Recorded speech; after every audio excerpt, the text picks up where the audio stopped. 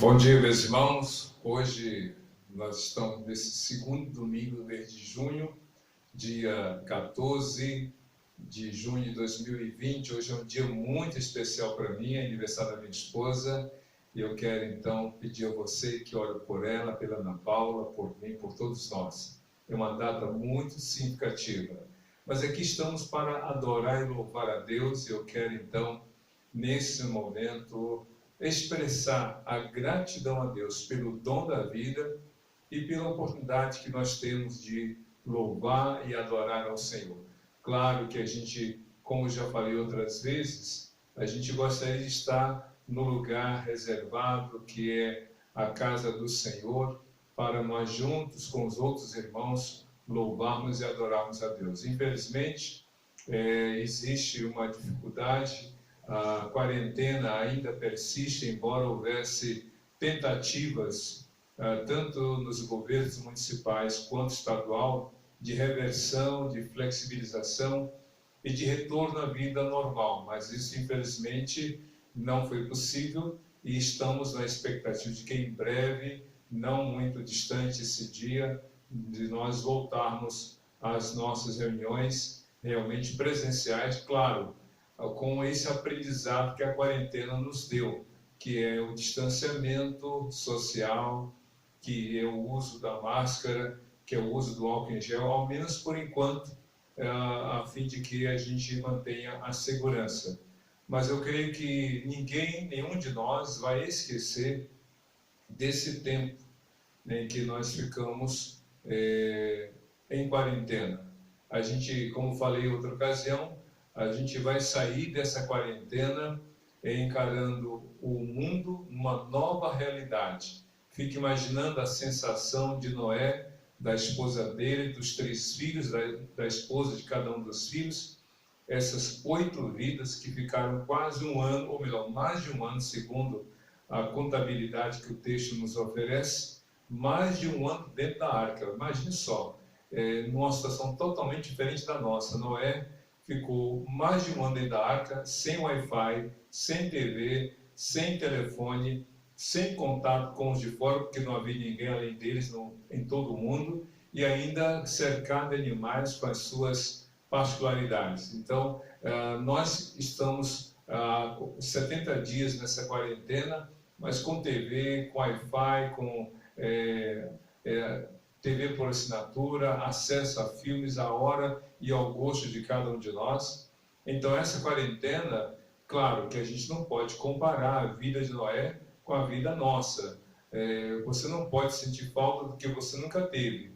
E não dá para comparar a nossa realidade com a realidade daquela época, porque nós nos habituamos a uma dinâmica, a uma rotina, a um estilo de vida que agora nos tem feito falta durante a quarentena. Mas o mais importante é que, à semelhança de Noé, nós estamos tendo a oportunidade de encarar uma nova realidade. Que o façamos com gratidão, no temor do Senhor e sob a direção dEle. Então nós vamos orar, pedindo a Deus que o Senhor abençoe a sua vida, a minha vida, a vida de cada um de nós nesse culto de louvor a Ele. Você já está tendo aí na tela a proposta da nossa mensagem hoje, como vencer as tentações da vida. Então, mantenha a sua Bíblia aberta nesse texto, seu celular ligado nessa passagem bíblica, a fim de que no devido momento possamos refletir sobre essa verdade que a Bíblia nos apresenta. Vamos orar? Curva a sua cabeça, feche seus olhos, oremos ao Senhor. Senhor Deus, nosso Pai, nós te louvamos por esse dia, te damos graças pela tua bondade, pela tua fidelidade, que tu estejas renovando a nossa fé, nos dando a alegria da salvação e, ó Deus, a certeza da tua bondade, da tua fidelidade, da tua misericórdia sobre a nossa vida. Guarda cada um de nós, glorifica o seu nome em cada coração. É o que nós pedimos e já te agradecemos em nome de Jesus. Amém. Que bênção! A gente vai ter, daqui a pouco, já falei da mensagem, nós teremos uma participação musical, mas queremos também, nesse momento, interceder. Eu já falei e vou repetir que existem alguns tipos de oração. Não quero falar de modelo de oração. Quero falar de tipos. Existe a oração de louvor, essa que agora nós fizemos, louvando, adorando o Senhor, dando graças a Ele por aquilo que Ele é. O segundo tipo de oração, além daquela de louvor, é de fato de gratidão, quando especificamente agradecemos a Deus por uma resposta, por uma solução apresentada por Ele, por uma saída em meio às dificuldades que enfrentamos, por uma solução diante do problema que foi colocado. Então a gente agradece a Deus. E a Bíblia está cheia de exemplos de pessoas que demonstraram gratidão ao Senhor. O outro tipo de oração também que a gente costuma fazer e a gente deve fazer, essa com também frequência, é a oração de confissão. É aquela em que a gente admite, reconhece o erro, o pecado e o confessa diante do Senhor. Outra oração, outro tipo de oração, é a oração de intercessão. E aquela em que a gente intercede pelos outros, pelos amigos, pelos conhecidos, até mesmo pelos desconhecidos em termos de contato pessoal, mas que sabemos que está passando por alguma situação crítica. E por fim, a oração é onde a gente pede pela gente mesmo. Eu não vou aqui usar a expressão específica, mas é uma oração em que você apresenta a Deus as questões suas, particulares. Então a gente vê aí esses tipos de oração. É claro que ninguém deve ser tão sistemático, não, agora eu só vou louvar, agora eu só vou pedir, agora eu só vou... Não, você ao longo do período de oração, você louva, você agradece, você confessa, você intercede, você pede por si. É algo muito espontâneo, é algo muito subjetivo na questão da particularidade, da individualidade. Mas o importante é que nós oremos ao Senhor, Deus, no nome de Jesus. Porque Ele mesmo falou em João capítulo 16, e tudo o que pedirdes ao Pai em meu nome. Vamos orar? Eu não sei o que você tem a apresentar, eu não sei qual o pedido que você deseja fazer ao Senhor nesse momento. Mas se você tem algo a apresentar, eu creio que no culto esse é um momento muito importante. Não que não possa fazê-lo em outro momento, mas que existem momentos para tudo no culto, dentro do que se propõe a louvar e adorar e exaltar o nome do Senhor. E para fundamentar esse momento de intercessão, eu quero ler o texto, melhor recitar, Mateus capítulo 21, verso 22. Esse texto para mim tem uma particularidade. Foi o primeiro versículo que eu memorizei na minha vida. Eu tenho 56 anos, vou fazer no próximo mês 57. Eu tinha 15 anos de idade, ou um pouquinho antes, quando o primeiro versículo que eu decorei, Mateus 21, verso 22. E tudo o que pedis de oração, crendo que recebereis e tê-lo-eis. E uma particularidade, esse texto eu memorizei, vamos supor, entre 13 e 15 anos, na primeira igreja batista de Teresina, num culto de quarta-feira, quando o pastor José Brito Barros, já falecido, saudoso, pastor que pregou e eu me converti, pregou e eu aceitei Jesus. Ele me batizou no dia 20 de maio de 79, e também na pregação dele que eu decidi ser pastor. Então o pastor José Brito Barros deixou marcas profundas, e aqui com essa palavra eu quero fazer uma homenagem póstuma e também dar um abraço, deixar um abraço para a esposa dele, viúva, para os filhos, pessoas que de alguma forma ainda moram no meu coração. Que Deus abençoe a vocês todos. Então quero fundamentar esse texto, ou melhor, essa oração, com esse texto, Mateus capítulo 21, verso 22. E tudo o que pedis de oração, crendo que recebereis e tê-lo-eis. Em outras palavras, o que você pede, creia que você já recebeu, no nome de Jesus, e Ele, segundo a vontade dEle, há de atender. Vamos orar? Feche seus olhos, cubra sua cabeça, oremos ao Senhor. Senhor Deus, nosso Pai, muito obrigado pelo teu cuidado, muito obrigado pela tua bondade, pela tua fidelidade. Louvamos e exaltamos o teu nome pelo que tu és. E nesta hora, Deus, queremos te pedir por aquele que nesse momento, neste culto de louvor e adoração ao teu nome, cada um que esteja apresentando a ti uma preocupação, um sofrimento, uma dúvida, ou quem sabe, ó Deus, coisas que estão lhe tirando o sono, que estão comprometendo a tranquilidade no campo familiar, na sua vida sentimental, que está trazendo tensões no trabalho ou por causa da falta dele. Tem misericórdia aos estudantes universitários que estão também tendo que aprender a lidar com uma nova formatação de estudo, de aprendizado. Oramos para que tu tenhas misericórdia de cada um de nós. Não apenas peço por outros, mas também inclua a minha família, para que o Senhor venha agir no coração, na mente de cada um de nós. Oramos pelas igrejas que estão se adaptando, que já estão, ó Deus, se adequando a esta maneira de adorar, de cultuar nos cultos virtuais, nos cultos online. Ó Deus, abençoa. Mas que também tu nos dês a bênção, a alegria e o privilégio de voltarmos às nossas atividades e cultos presenciais, com fé redobrada, com ânimo, ó Deus, redobrado, para que façamos mais e melhor para o Senhor, para a glória do Senhor. É o que nós pedimos e te agradecemos, em nome de Jesus. Amém. Que Deus abençoe. Agora vamos ter uma participação musical e, como sempre, quero pedir a você que aproveite esse momento da mensagem musical para refletir, para orar, para meditar e pedir a Deus: Deus, prepara o meu coração para a tua palavra. Então, ore enquanto você vê esse vídeo, enquanto você ouça esta canção de louvor e adoração ao Senhor. Amém.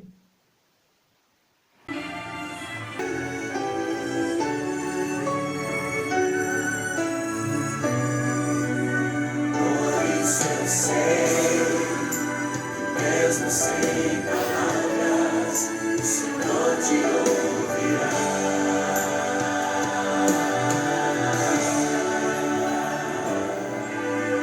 Quando você fica triste, desespero insiste em te abater, angústia invade seu peito, você não tem mais o que fazer.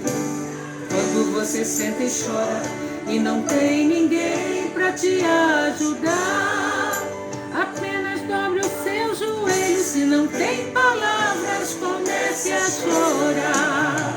Mesmo em gemidos, o Senhor te ouvirá. Até sem palavras, Ele vai te responder, pois Ele entende quando você quer chorar.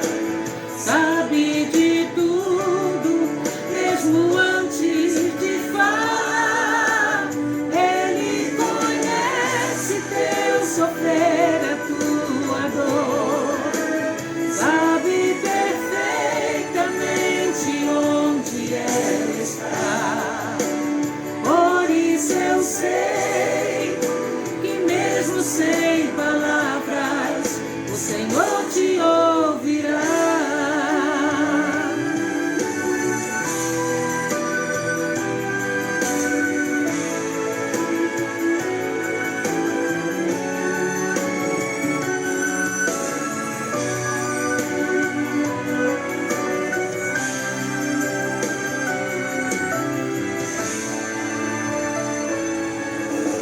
Ao dobrar os seus joelhos, em meio às lágrimas você clama a Deus.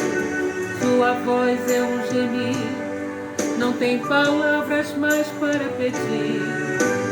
E em meio ao sofrimento que causa lamento, não sabe o que fazer. Deus responde às orações, deixa o Espírito Santo falar por você. Mesmo em gemidos, o Senhor te ouvirá. Até sem palavras, Ele vai te responder, pois Ele entende quando você quer chorar. Sabe de tudo, mesmo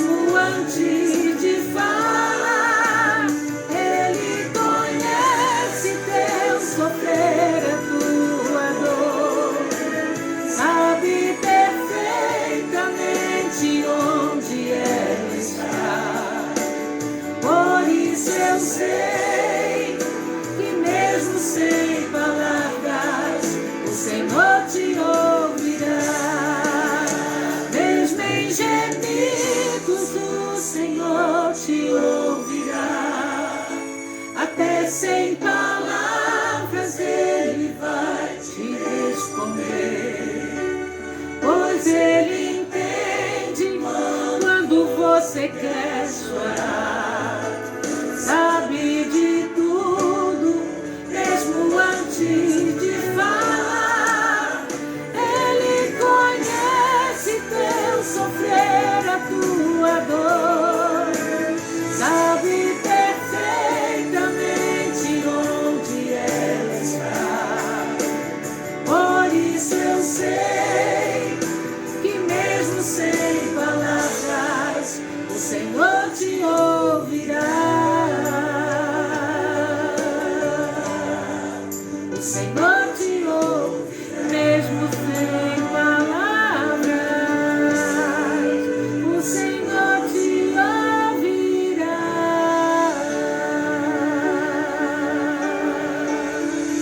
Amém. Que os irmãos estejam com Jesus, que tenhamos uma semana na paz do Senhor e que possamos estar confiantes na vitória, pois temos um guerreiro que está lutando à nossa frente, que é Jesus. Amém. Muito bem, creio que Deus preparou o seu coração para a mensagem nesta manhã. E o tema de hoje está aí na tela para você poder acompanhar. E eu quero convidar você também a compartilhar com seus amigos, seus familiares. Eu creio que essa é uma das grandes bênçãos que as mídias sociais, que as redes sociais nos proporcionam.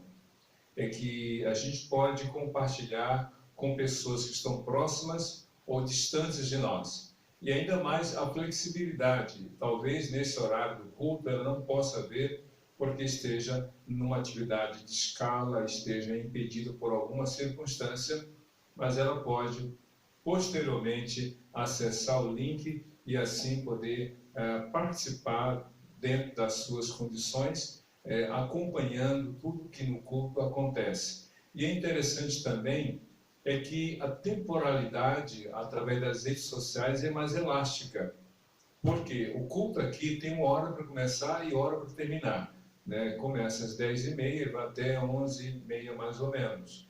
Porém, terminado o culto, essa informação fica disponível, de modo que, por um período, digamos, desconhecido, enquanto estiver disponibilizado através das redes sociais, a pessoa pode acessar essa mensagem como outras mensagens, não só minhas, mas também de outros pregadores, de outras pessoas. Eu fico maravilhado quando eu vejo, principalmente pelo Facebook, quando eu saio do culto da noite, principalmente, que eu vou acessar as redes sociais e fico vendo pessoas em diferentes lugares, com diferentes estruturas, com diferentes participações, celebrando, cultuando ao Senhor, compartilhando a palavra. Às vezes é um só, às vezes é um grupo de 3, 4, 5 pessoas, às vezes é um grupo maior, com todo o cuidado da etiqueta social.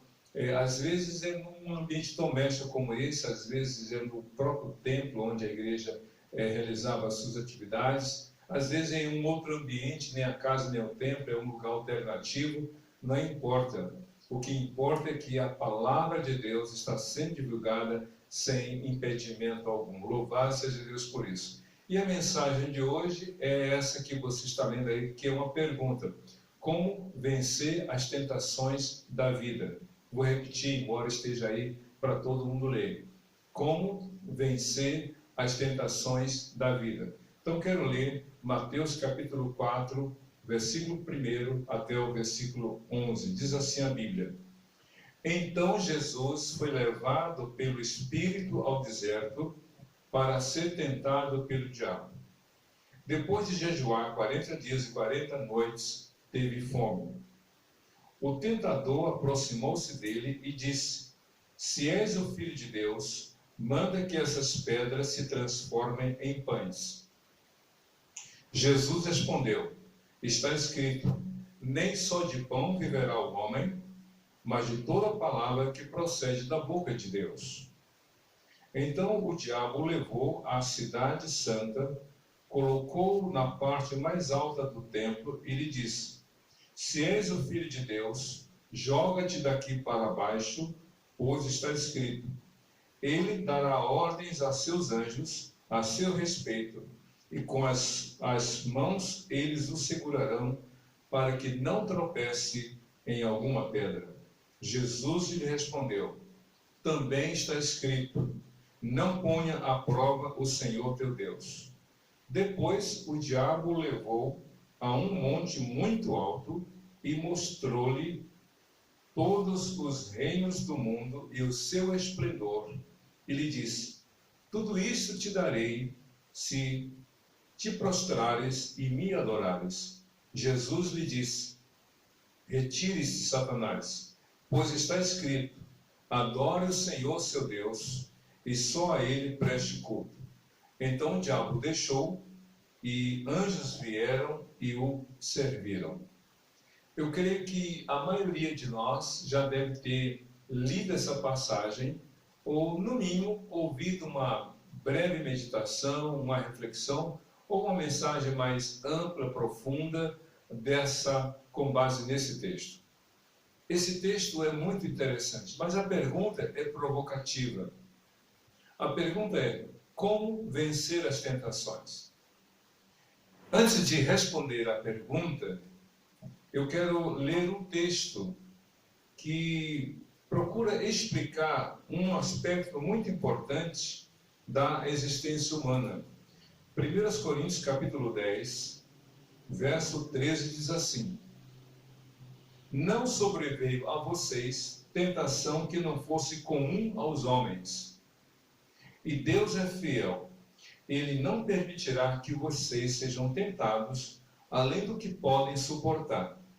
Mas quando forem tentados, Ele mesmo lhes providenciará um escape para que o possam suportar.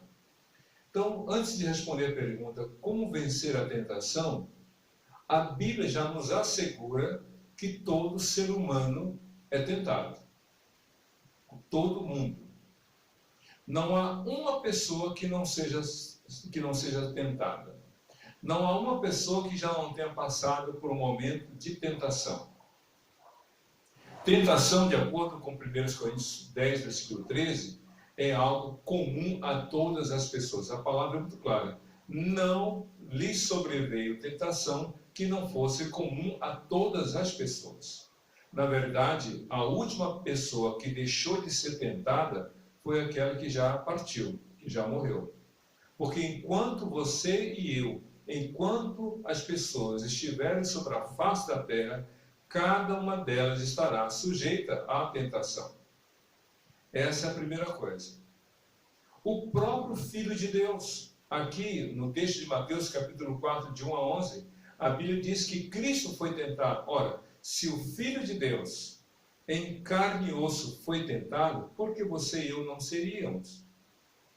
Então, a tentação é comum a todas as pessoas. Mas aí a pergunta é: como vencer a tentação? Tem uma boa e uma má notícia para você. Qual você quer ouvir primeiro? A má notícia, sabe qual é? É que você sozinho não vai conseguir vencer a tentação. Essa é a má notícia. Você não tem em si mesmo condições de vencer a tentação. Essa é a má notícia. Eu não tenho condições sozinho de vencer a tentação. É um esforço inútil, é um esforço inócuo, é um esforço ineficaz tentar vencer sozinho as tentações. Essa é a má notícia. A boa notícia é que há alguém que pode ajudar você a vencer as tentações. Há alguém com A maiúsculo. Não é o A de H, não. É o alguém. Esse alguém com A maiúsculo. Há alguém que pode ajudar você a vencer. Essa é a boa notícia. E a terceira boa notícia é que você pode pedir ajuda a Ele. Percebeu?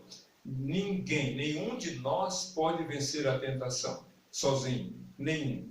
Então você pode parar de tentar, mas há alguém que pode ajudar você e você pode pedir ajuda. A experiência de Jesus, portanto, aqui de Mateus capítulo 4, não foi apenas para que a gente conhecesse, mas para aprendermos algumas verdades importantíssimas a respeito das tentações. O que a gente tem a aprender aqui? Se você olhar bem, Mateus capítulo 4, a partir do verso 11, não é só a questão numérica do quarto vir depois do terceiro, o capítulo 4 depois do capítulo 3. Mas aqui no capítulo 3, escute bem uma coisa que eu vou lhe dizer. No capítulo 3, há a narrativa do batismo de Jesus. João estava lá, às margens do Rio Jordão, pregando e batizando as pessoas que se arrependiam dos seus pecados. Então, aquele batismo era uma prova exterior de um arrependimento interior. E enquanto João Batista ali praticava e pregava, Cristo se aproximou, isso está lá em João capítulo 1, e João apontou para Jesus, chamando a atenção de todos, dizendo: eis o Cordeiro de Deus que tira o pecado do mundo. E então Cristo foi batizado. E após, diz aqui, eu vou ler, após ter sido batizado, diz a Bíblia, no capítulo 3, no versículo 16. Assim que Jesus foi batizado, saiu da água, naquele momento o céu se abriu e viu o Espírito de Deus descendo como pomba e pousando sobre ele.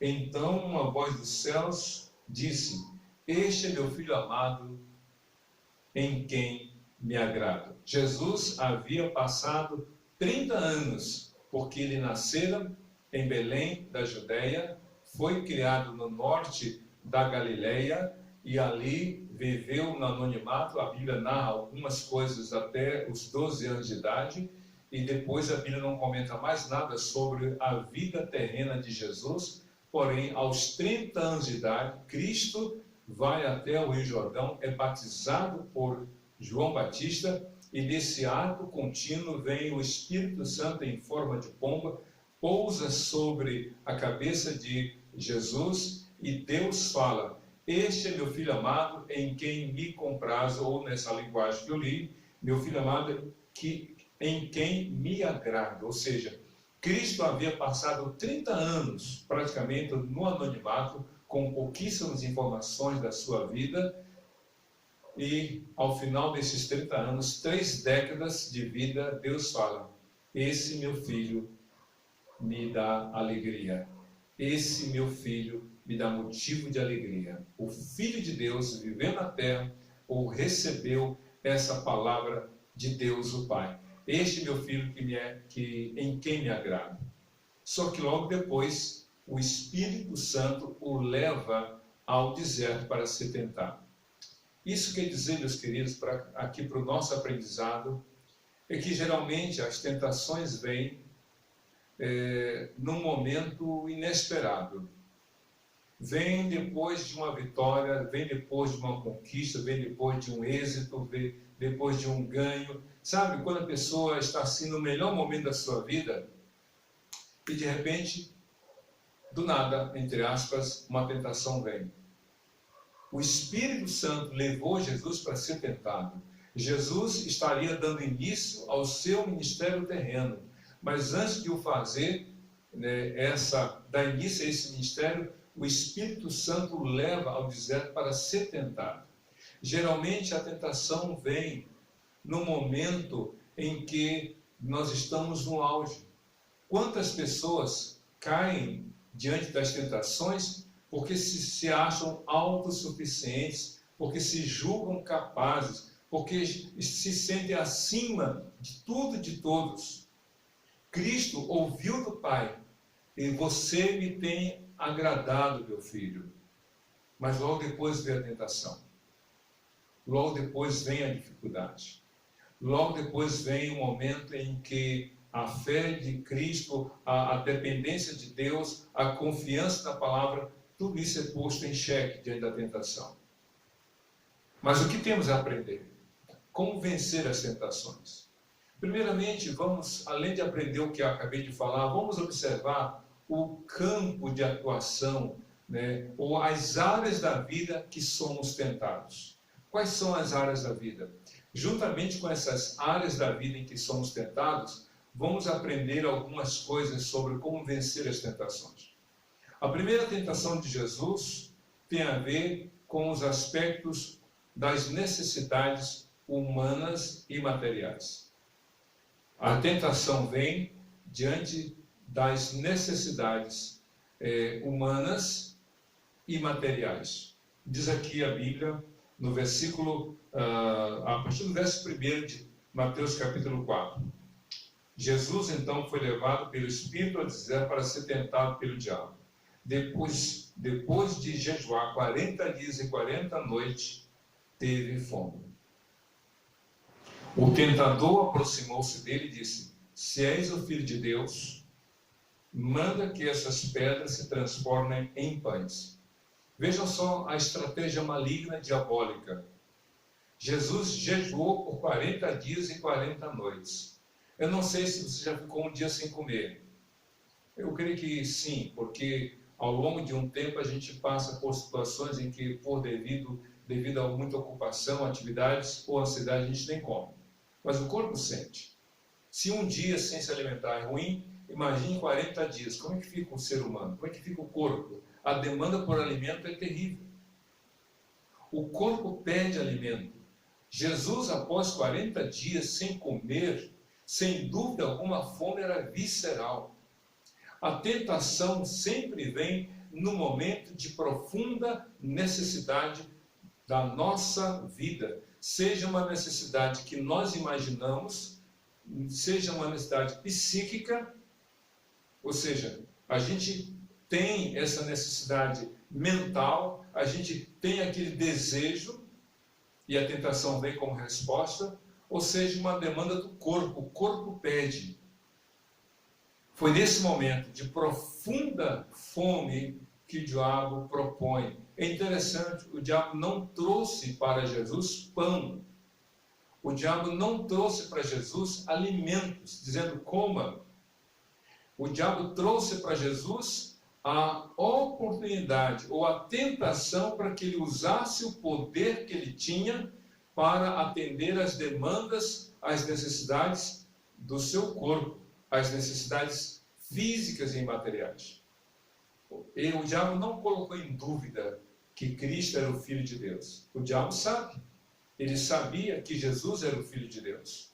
A prova diz que ele tentou matá-lo quando ainda ele era um recém-nascido, com até 2 anos de idade. Herodes tentou matá-lo e não conseguiu, matou todos os bebês de 2 anos para baixo. O diabo sabia que Jesus era o Filho de Deus. A questão não era quem era Jesus. A questão era o que Jesus iria fazer sabendo quem ele era. Já que tu és o Filho de Deus, já que na língua grega não tem o si ou já que tu és o Filho de Deus, transforma ou manda que essas pedras se transformem em pães. Exerça o teu poder para matar a tua fome. Exerça o teu poder para aniquilar aquilo que quer destruir você. A tentação é isso. Nós somos tentados diante das necessidades, sejam elas físicas, emocionais ou espirituais. Mas aquilo que é necessidade, vem então a oportunidade apresentada pelo maligno. Lembra de Daniel? Daniel estava ali num país estranho, cultura estranha, de religião estranha, ele e seus 3 amigos, e o rei ofereceu as suas iguarias servidas em bandejas, imaginamos assim.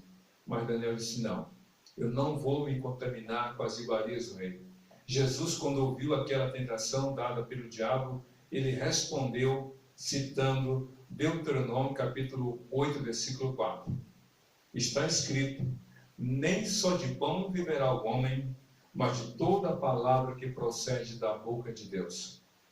Você quer vencer as tentações? Olhe para Jesus.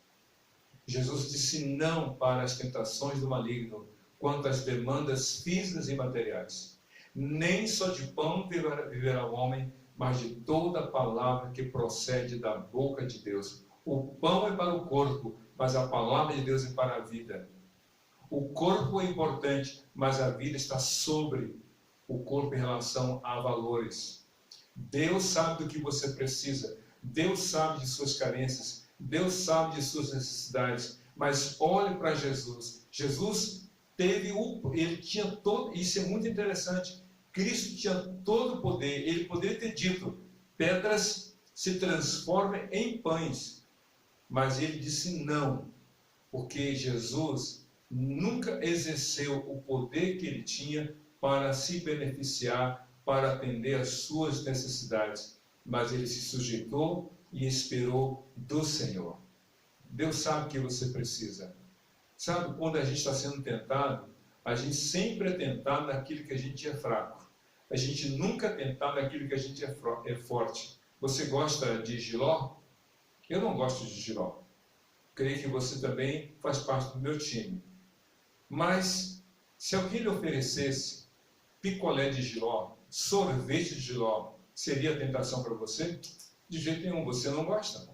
Mas você gosta de chocolate, né? Diamante negro, outros tipos de chocolate. E se alguém lhe oferecesse um sorvete de chocolate, e você é fã, depois de um almoço, vem a sobremesa, sorvete de chocolate. Não seria uma tentação? Claro, porque isso é o que você gosta. O diabo nunca vai oferecer para você o que você não precisa, o que não é demanda para você, o que não é necessidade para você. Mas a resposta é a palavra de Deus. Jesus refutou aquela tentação com a palavra de Deus. Outra coisa que a Bíblia coloca, outro tipo, outra área da tentação que chega até nós, né? Outra área está aqui no versículo 5 de Mateus capítulo 4. Então o diabo diz a Bíblia, então o diabo o levou à cidade santa, colocou na parte mais alta do templo e lhe disse: se és o filho de Deus, joga-te daqui para baixo, pois está escrito: ele dará ordem a seus anjos a seu respeito, e com as mãos ele o segurarão, para que você não tropece em alguma pedra. Veja que a Bíblia está colocando, já que no campo físico e material das demandas de necessidades humanas, subsistência, o diabo não conseguiu derrotar Jesus, então ele mudou de estratégia. O diabo é assim, ele não muda, ele não desiste, ele muda de estratégia. E qual foi a estratégia agora? Bom, já que no campo material não foi possível, agora vamos levar para um outro lado. E então o diabo levou para a cidade santa, Jerusalém, e o diabo colocou Jesus para o lugar mais alto do templo e disse: já que tu és o Filho de Deus, lança daqui para baixo, porque está escrito que Deus vai te guardar e não vai deixar que tropece o teu pé em alguma pedra. Qual era a questão? Ou seja, faça um teste, ponha em dúvida a palavra de Deus. Deus prometeu que iria te guardar em tudo. Então, pode se jogar daqui para baixo, se jogue desse lugar mais alto, se jogue para o chão, porque Deus prometeu guardar você. E o diabo, escute bem, o diabo usou a Bíblia, a palavra de Deus. Se você ler o Salmo 91, no versículo 12, o diabo citou um fragmento, uma parte do Salmo 91. Para quê? Para levar Jesus a cometer um ato contra a palavra de Deus, colocando a sua própria vida em risco. O diabo é assim. Ele usa de todos os meios para levar o homem a fracassar, inclusive distorcendo a palavra de Deus. É interessante a ousadia do maligno, a capacidade de engano que o diabo tem, de até fazer uso da palavra de Deus para levar o homem, a mulher, o jovem, o adolescente, a adolescente, o menino, a menina a pecarem contra o Senhor. Ele usou a Bíblia. Está escrito. Bom, já que está escrito, então é só você cumprir. Jogue-se. Ou seja, faça um teste. Prove, coloque em xeque a palavra de Deus. Quantos hoje estão colocando em dúvida a palavra de Deus? Mas estão colocando em dúvida porque têm ouvido palavras distorcidas da palavra de Deus. Pessoas que estão distorcendo a Bíblia para, assim, levar os seus desconhecidos, ou melhor, os desconhecedores da palavra, a colocar em dúvida as promessas de Deus. Alguns estão usando a palavra de Deus, tipo assim, a Bíblia diz que Deus te ama. Como é que Deus te ama se você está na quarentena?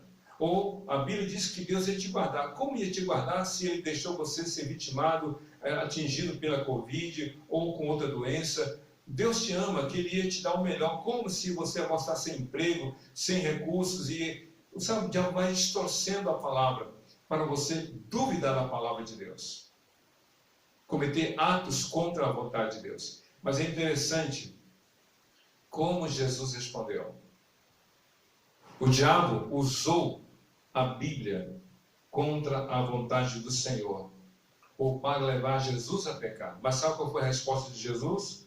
Em Mateus capítulo 4, versículo 7, mas Jesus respondeu, também está escrito, não ponha à prova o Senhor, o teu Deus. Se você ler Salmo 91, versículo 12, você olhar, você comparar o que está escrito no Salmo 91, versículo 12, e o que o diabo usou, você vai perceber que ele propositalmente excluiu uma frase. E qual é a frase que ele excluiu? Se você andar em todos os seus caminhos. Essa frase o diabo excluiu. O diabo, de forma muito astuta, pegou a palavra de Deus, tirou um texto, uma frase do versículo e jogou para Jesus. Mas como Jesus conhece a palavra que ele mesmo escreveu, ele sabia que aquela palavra não era na íntegra aquilo que Deus havia colocado.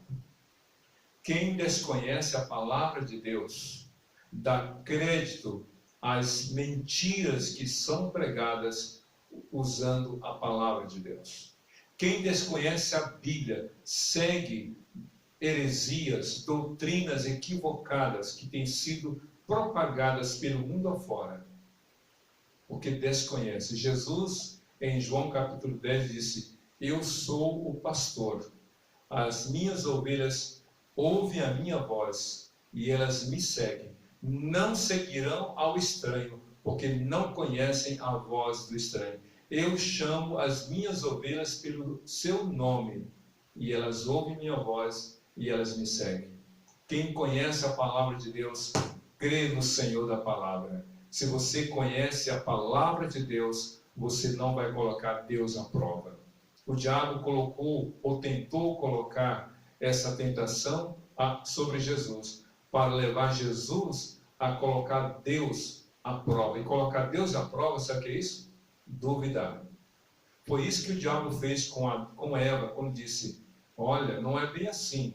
Se você comer do fruto, você não vai morrer. Deus está mentindo, Ele está enganando você, Ele não quer que você seja igual a Ele.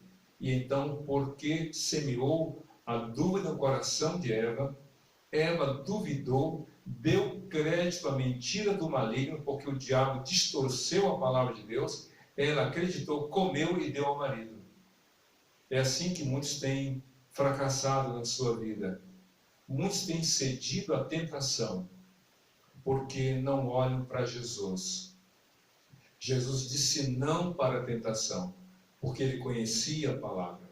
Quando você estiver em dúvida, quando você estiver em incerteza, quando você estiver orando à noite no seu quarto, sozinho com a sua família, e vier em dúvida, será que Deus me ama? Será que Jesus tem um propósito para a minha vida, para a minha família? Volte-se para Jesus, ouça a palavra de Jesus, Creia no amor de Jesus. Não duvide do amor de Deus. Jesus é a prova incontestável de que Deus ama você. Porque Jesus morreu na cruz por você. Ele mesmo falou em João 3,16. Porque Deus amou o mundo de tal maneira que deu seu Filho unigênito para que todo aquele que nele crê não pereça, mas tenha vida eterna. Então creia em Jesus. Não duvide da palavra de Deus. Pode ser que, diante das circunstâncias ao seu redor, muita coisa possa estar aí sendo colocada em sua mente, como o escritor do Salmo 42, que disse: dia e noite a minha alma se angustiava, porque constantemente eles me perguntavam: onde está o seu Deus? Talvez alguns perguntem: onde está o seu Deus? E talvez você se pergunte: onde você está, Deus? Onde o Senhor está? Não duvide, não ponha Deus à prova. Mas a última tentação que o diabo colocou para Jesus, e com ele nós aprendemos como vencer a tentação, está aqui no versículo 9, ou melhor, versículo 8 de Mateus 4.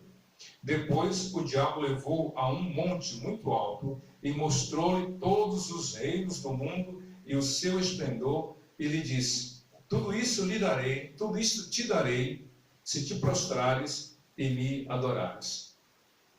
Tudo isso te darei, se te prostrares e me adorares. Qual foi a tentação? A tentação do diabo aqui tem a ver com a aprovação dos outros. Tem a ver com esse desejo de chegar a um patamar, de chegar a um lugar, chegar a uma posição de reconhecimento público, de receber honra. Existem 4 P's que são anseios do ser humano. Não sei se vou me lembrar dos 4, mas vou lembrar de alguns.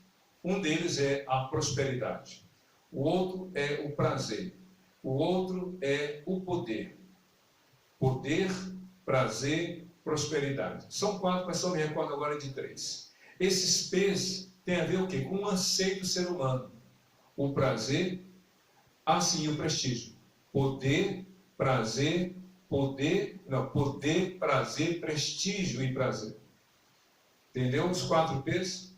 Poder, prazer, prosperidade e prestígio. São os 4 P's. Todo mundo quer poder. Todo mundo quer prestígio. Todo mundo quer prazer. Todo mundo quer prosperidade. São os 4 P's que fazem parte dos anseios do ser humano. Não é errado desejar prosperidade, não é errado ter prazer na existência humana, de ter prestígio, de ter prosperidade, de ter poder. Não é errado. A questão é com que finalidade e quais são os meios. E o diabo então colocou Jesus no lugar mais alto e ali mostrou todos os reinos deste mundo e o seu poder, a sua riqueza. Olha, eu vou te dar tudo isso. O diabo é muito astuto. Ele não tem o poder sobre o mundo. A Bíblia diz no Salmo 24, verso 1: do Senhor é a terra e o mundo, e aqueles que nele habitam. Ao Senhor pertence tudo. Ele é dono de tudo. Do Senhor é a terra e a sua plenitude, o mundo e aqueles que nele habitam. Salmo 24, verso 1. Pois bem, mas como é que o diabo disse isso? Todos os reis deste mundo eu te darei com toda a sua glória. É muito simples, sem citar nomes. Mas um dono de uma empresa que coloca a sua vida a serviço do maligno, toda a sua empresa está sujeita a ele. Se um chefe de família serve ao maligno, toda a família está sujeita. Se um governante, amigo municipal, estadual ou federal, serve ao maligno e se consagra a ele, toda a sua gestão está sujeita a ele. Simples assim. Uma pessoa que se coloca nas mãos do maligno, o que ela tem, o que ela pode, o que ela realiza, está sujeito. Tudo isso. Então o diabo colocou isso para Jesus. Tudo isso te darei, se prostrar me adorares. Mas sabe qual foi a resposta de Jesus? Ele disse: está escrito, retire-se Satanás, pois está escrito, Mateus capítulo 4, versículo 10. Adore ao Senhor teu Deus, e só a Ele prestes culto. Por que Cristo falou isso? Porque o diabo não estava colocando a questão do poder. Ele estava colocando em xeque, era um modo. E qual era o modo? Eu darei tudo isto se deixar de adorar a Deus e passar a me adorar. Então o diabo colocou exatamente isso. Eu te darei tudo isso se prostrado me adorares. Ou seja, prazer, poder, prosperidade e prestígio. Tudo que do mundo pode ser tirado, eu vou dar, desde que tu venhas a se prostrar e me adorar. Quanta gente, por causa de prazer, por causa de poder, de prestígio e prosperidade, estão abrindo mão da sua fé, estão abrindo mão da sua fidelidade a Deus, estão abrindo mão da sua confiança em Deus, estão se sujeitando às ações e aos desejos malignos.